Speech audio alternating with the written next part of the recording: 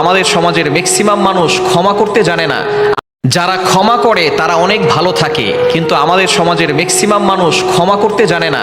আমরা আল্লাহর কাছে বলি আল্লাহ আমাকে ক্ষমা করে দাও, কিন্তু মানুষকে ক্ষমা করতে জানি না। যারা অতীত নিয়ে কষ্টে পড়ে থাকে, অতীতের কথা চিন্তা করে এই জ্বালা পোড়া নিজের ভিতরে তৈরি করে রাখে, তারা কখনো ভালো থাকতে পারে না। আপনি মানুষকে ক্ষমা করে দেন, আল্লাহ তাআলা আপনার মনটাকে ভালো করে দিবেন, আল্লাহ আপনাকেও ক্ষমা করে দিবেন। মনে রাখবেন, অতীতের কষ্টগুলো বুকে জমিয়ে রাখবেন না।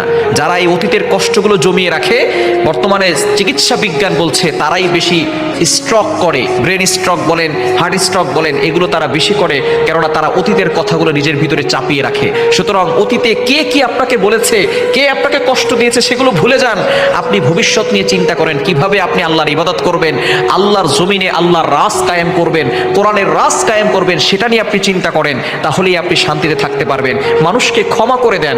একজন সাহাবী তিনবার জান্নাতের সুসংবাদ পেয়েছেন একটি গুণের কারণে। সেই গুণটা হচ্ছে তিনি যখনই রাতে ঘুমাতে যেতেন তখন সকলকে সাধারণ ক্ষমা করে দিতেন। আপনি যদি মানুষকে ক্ষমা করে দেন, আপনাকেও মানুষ ক্ষমা করে দিবে এবং আপনি কিয়ামতের ময়দানে আল্লাহর জান্নাতে চলে যেতে পারবেন।